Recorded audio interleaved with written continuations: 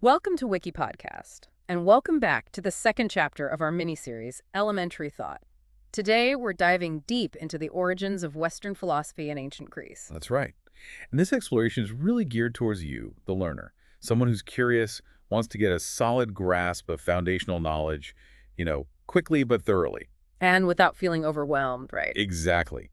We'll be navigating this really fascinating landscape of ideas, looking for those aha moments that connect the dots of history and thought. Yeah, we're tracing those initial sparks, how thinkers in ancient Greece started moving away from myths and towards using logic to make sense of the world. Our sources give us a really comprehensive look at this period, from those early questions about the cosmos right up to figures like Socrates, Plato, We look for Aristotle. all the different schools that popped up. Our mission really is to pull out the core insights, make them clear, make them engaging. Okay, so let's jump in. We're talking about the 6th century BC, ancient Greece. This is like a major turning point. A shift away from mythology. Yeah, instead of just accepting those old stories, thinkers started using reasoned arguments.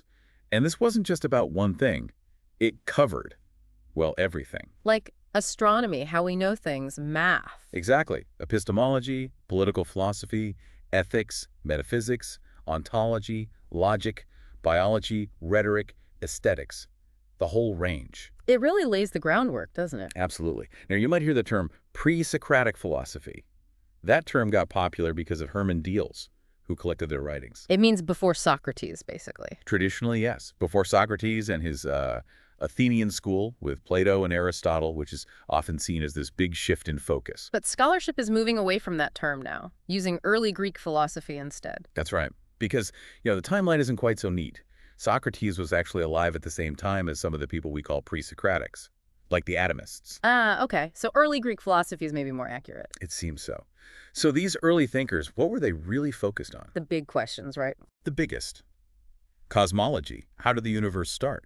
Ontology. What's the fundamental nature of reality, of being? Mm-hmm. And mathematics. They were really pushing for, like, naturalistic explanations. Not just the gods did it. Exactly. Trying to figure out what underlies everything using reason and observation. It's a huge step. And this is where we start seeing different schools emerge, like the Milesian school. Right, based in Miletus. You've got Thales and Anaximander and Anaximenes. Aristotle actually points to Thales as the first philosopher. And his big idea was water. Yeah, he proposed water as the single fundamental substance, the arch, where everything comes from. Seems simple, but I guess the point wasn't just the answer. Precisely. It was how he got there, providing a natural explanation backed up by reasons, not just a story. That's the key innovation. And apparently he did other things. Predicted an eclipse. Tradition says so, yeah. And taught Egyptians how to measure pyramids. So a practical thinker, too. Okay, so after Thales and water, we get Anaximander. He went a different route. He did. Anaximander thought the arch couldn't be something specific like water. He looked at opposites, hot, cold, wet, dry, and how they change into each other. So the source had to be something else. Something more fundamental, yeah. Yeah. He called it the apeiron, which means something like unlimited or indefinite. Oh, unlimited. Yeah, an underlying unity beyond those specific opposites. This, like, imperishable, ageless state where everything comes from and returns to. It's a pretty abstract leap. Definitely more abstract than water. And then Anaximenes. Anaximenes went back to a specific substance, but he chose air. Or maybe some scholars think he meant a kind of transparent mist, like ether. So they disagreed on the what, but the approach was similar. Right. They were all searching for that fundamental, unchanging natural substance behind all the different things we see. It's like early scientific thinking. Kind of points towards atomic theory way down the line. Okay, Milesian's done. What about Xenophanes? Xenophanes, from Ionia, probably influenced by the Milesians. He also pushed for natural explanations over divine ones, a bit like Anaximander. But he had his own ideas about gods. Oh, yeah. He proposed a single god, but this god was the world, the whole cosmos. Wow, that's different from the Olympic pantheon. Hugely different. And he really slammed anthropomorphism, the idea of gods looking and acting human. How so? He famously said, if horses or oxen could draw, they'd draw their gods looking like horses and oxen. He pointed out how different cultures imagine their gods differently. So he was pretty critical of traditional religion. Did he influence later thinkers? Big time. He's seen as a forerunner to Pyrrhonism, maybe the Eleatics, and even Epicurus' later idea of separating science and religion. Interesting. Okay, let's shift to Pythagoreanism. Pythagoras, math, and mysticism. Something like that. He lived around the same time as Xenophanes. His school tried to blend religious belief with reason, his actual life and writings. Pretty murky, honestly. Lots of debate. But the core ideas of his followers. They were definitely interested in cosmology, like the Ionian spheres, infinity, maybe air as the arch. But they also had these, like, ascetic practices. Yeah. Purification, reincarnation, metempsychosis, respect for animals. And the math part. That was central. They believed math was the key to cosmic harmony. Numbers weren't just tools. They were like the fundamental reality behind appearances. Forms were based on mathematical relations. Numbers as reality. Got it. Next up, Heraclitus. He sounds like he shook things up. He really did. He came after Xenophanes and Pythagoras and actually criticized them. His big thing was pantarei. Everything flows. Exactly. Constant change, constant flux. Nothing stays the same. He thought fire was the element that best represented this endless change. But wasn't there some kind of order to it? Yes, that's crucial. He introduced the concept of logos, like a plan or formula or underlying reason that governs the flux. He said the logos is common. So change isn't random chaos. There's a pattern within the change. Right. And he talked about the unity of opposites, how things that seem opposite are actually connected, part of the same underlying reality, expressed through dialectic. He used terms like eris, strife, for the tension, and dike, justice, for the harmony that emerges. That's a really dynamic view. How did the Eleatics respond to that? Like Parmenides? Well, Parmenides of Elea offered a completely different picture. He argued against change, probably aiming right at Heraclitus. Yeah. He said the fundamental reality is being, and being is one, indivisible, and absolutely unchanging. Whoa. Unchanging. How did he argue that? That seems wrong based on experience. Totally. He argued purely from logic. Being is. Can't come from non-being. It can't change into non-being. It can't have parts, because that would imply non-being separating them. It can't move, because that would require empty space non-being for it to move into. So our senses are just wrong. According to Parmenides, yes. Sensory experience is deceptive. Only pure thought, pure reason can grasp true, unchanging being. And his student, Zeno, with the paradoxes. Zeno tried to back Parmenides up by showing that motion and plurality lead to logical contradictions. You know, Achilles and the tortoise, the arrow paradox, they're designed to show that the way we perceive motion and division doesn't hold up to logical scrutiny. And people still debate those paradoxes. They do. They're mind benders. They really force you to think about space, time, infinity. Okay, so Parmenides' logic was powerful. Did it lead to new ideas trying to bridge the gap? Definitely. It led philosophers like Empedocles and Anaxagoras towards pluralism. Instead of one arch, they proposed multiple fundamental elements. So not just one thing, but several basic ingredients. Exactly. Empedocles had 4 roots: earth, air, fire, water, moved by love and strife. And Anaxagoras had countless tiny seeds of everything, orchestrated by nous, or mind. But they agreed with Parmenides that things don't just pop into existence. Right. They accepted his logic that true being doesn't come from nothing or vanish into nothing. So change for them wasn't fundamental creation or destruction, just the mixing and separating of these eternal elements. Which leads us to atomism. Leucippus and Democritus. Precisely. Leucippus took pluralism a step further. He proposed just 2 fundamental realities: atoms, tiny, indivisible particles, and the void, empty space for them to move in. Atoms in the void. Yeah. These atoms were thought to be inherently in motion, colliding, bouncing off each other, sometimes hooking together to form the objects we see. Leucippus's ideas were later developed and made famous by his student, Democritus. It's amazing to see that line of thought developing so early. Okay, what about the sophists? They seem different again. They were focused differently, yeah. Their rise came partly from this growing contrast between physis, nature, and nomos law, custom, convention. How so? Well, the earlier philosophers suggested nature's underlying reality might be very different from how we experience it, maybe not even ordered in a way that helps us live. But daily life was ordered by human laws and customs. And these laws varied wildly from place to place, unlike nature, which seemed constant. So nature versus nurture, almost. Or nature versus convention. Kind of. And this led figures like Protagoras I to call himself a sophist, according to Plato, to focus on human affairs and conventions.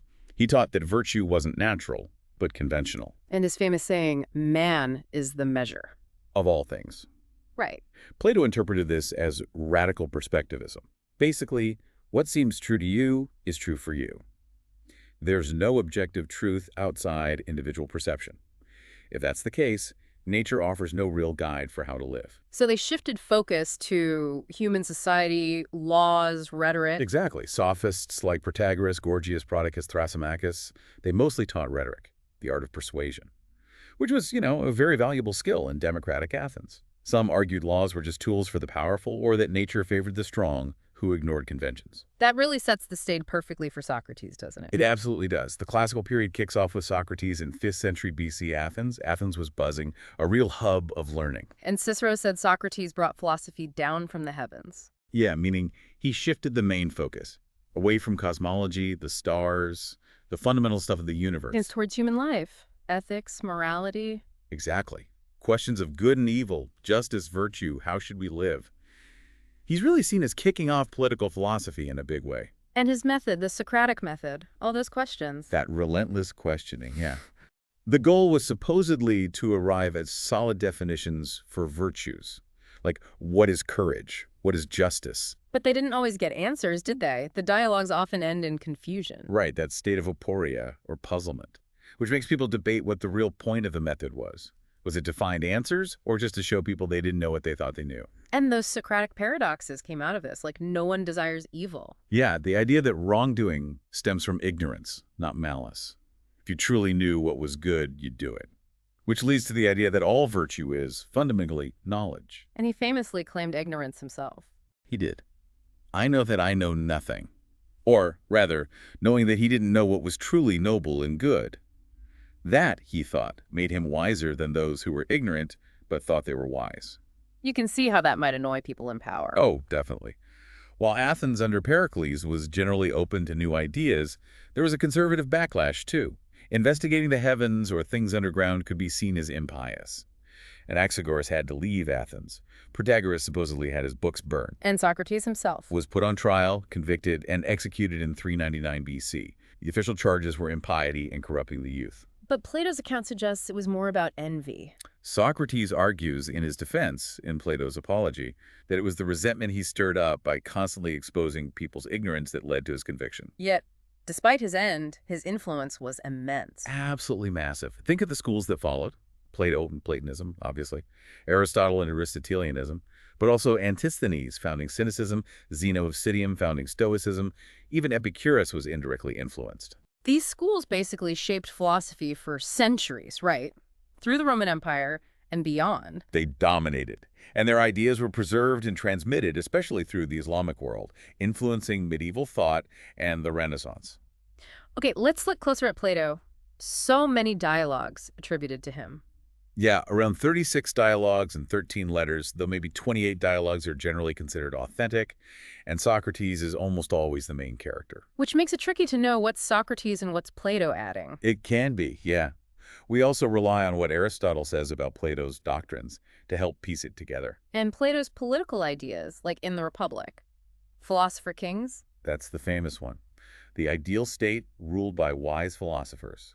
He also floated ideas like communal property for the rulers, even shared families, and using noble lies to keep society stable. But he knew it was an ideal, maybe impossible. He seems to acknowledge that within the Republic itself, later works like The Statesman and the Laws are more pragmatic.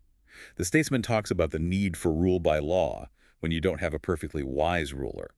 The Laws describes a more conservative, achievable society. And metaphysically, the big one is his theory of forms. Definitely central. The idea that the physical world we see isn't the real reality.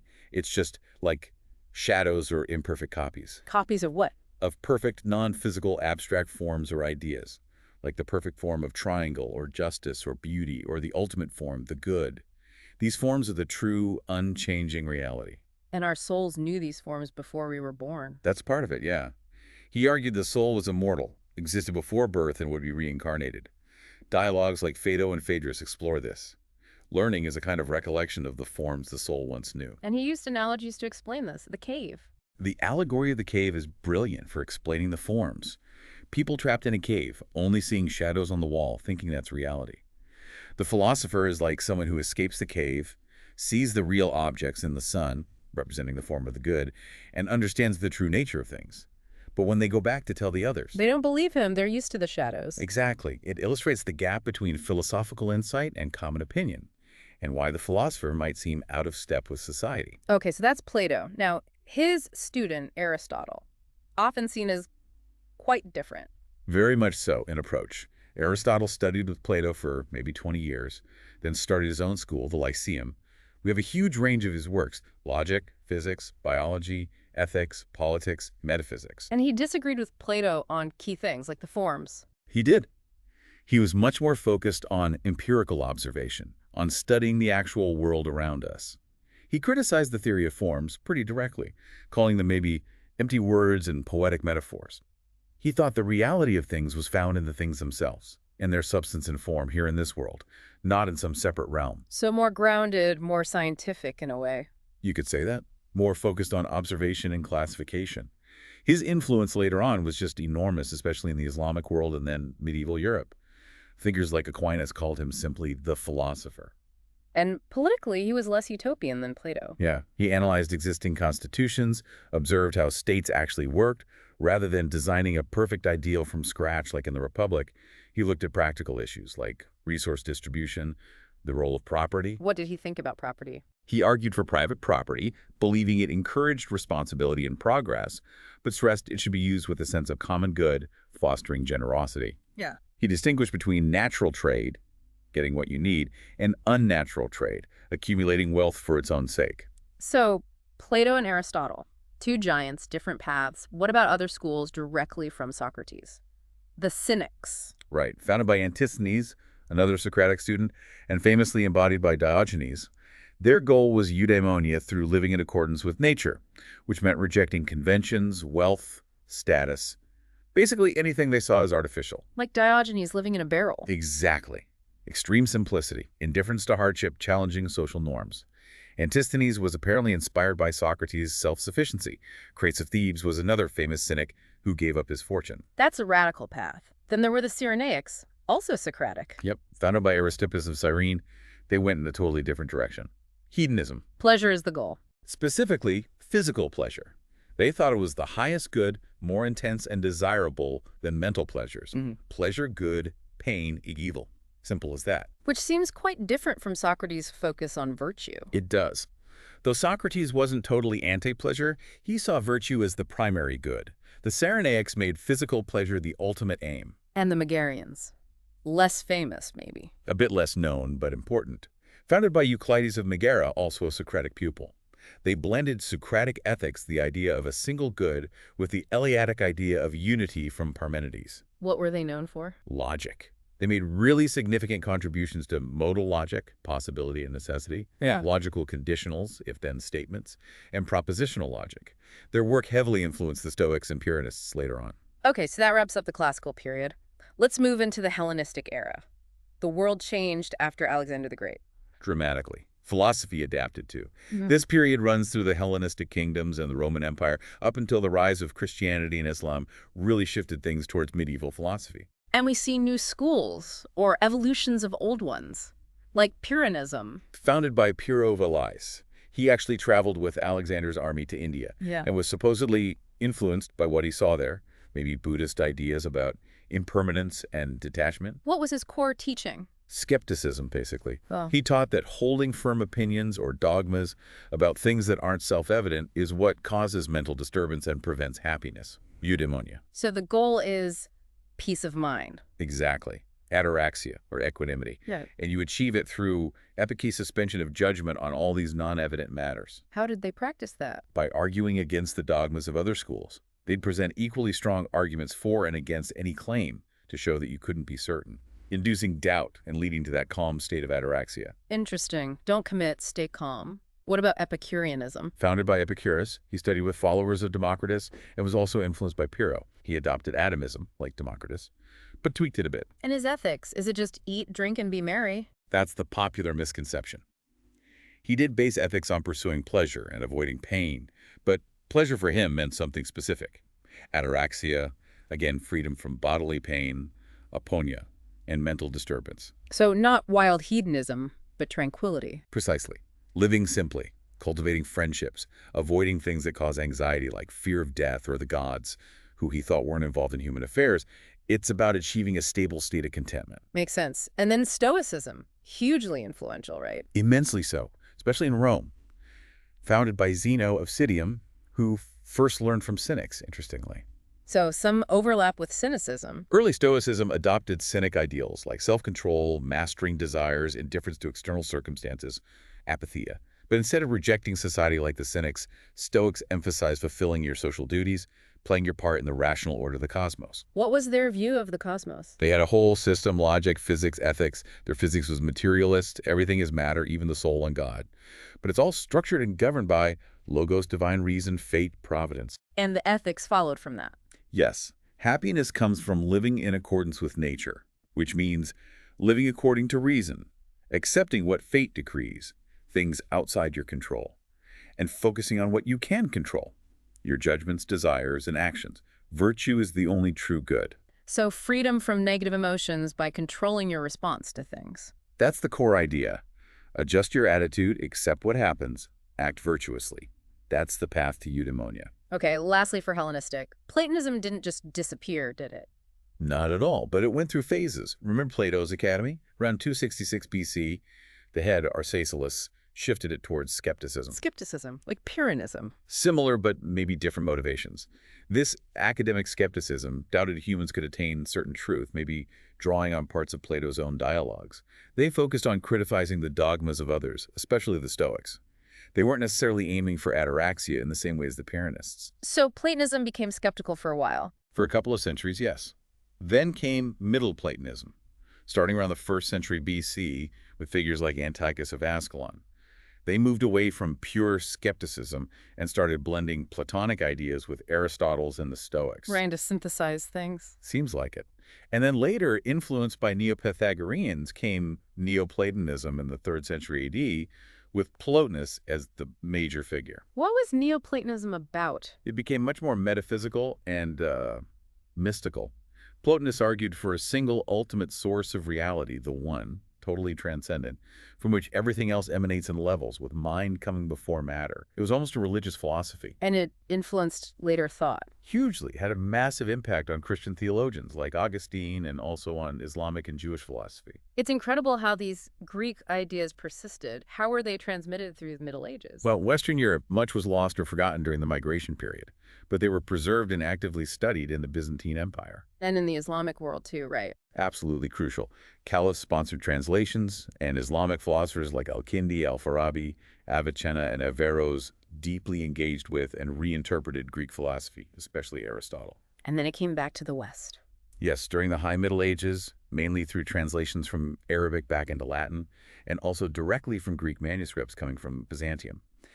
This reintroduction, particularly of Aristotle, had a transformative effect on thinkers like Thomas Aquinas and reshaped Western thought. Okay, quite a journey we've taken. Let's try to unpack this for you, the learner. We've seen this fundamental shift in ancient Greece, haven't we? Moving away from myth. And towards reason, observation, argument. It wasn't just, abstract navel-gazing. These early questions about reality, knowledge, the good life, they literally laid the foundations for Western science, ethics, politics, so much. And what's really striking, I think, is how relevant those core questions still feel. Totally. What's the universe made of? How do we know anything for sure? How should we live together? We're still wrestling with variations of those same questions today. That tension between what our senses tell us and what reason suggests, the search for unifying principles, figuring out ethics, it all started back there. Yeah. So for you, the learner, hopefully this deep dive gives you that shortcut, that solid grounding in where these big ideas originated. Some surprising facts, maybe a few aha moments. And remembering that even super complex modern ideas often have roots tracing back to these early Greek thinkers. Definitely. So maybe a final thought to chew on. Yeah. Think about that initial transition from relying on myths to using reasoned discourse. Do you see parallels today as we grapple with, floods of information, fake news, complex science? Mm-hmm. Are we going through similar shifts in how we try to make sense of the world? Something to ponder. Thanks for listening. Write us in the comments your opinion on the episode and what other topics you would like us to talk about. Subscribe to the channel to help us reach more listeners. Thank you and have an amazing day.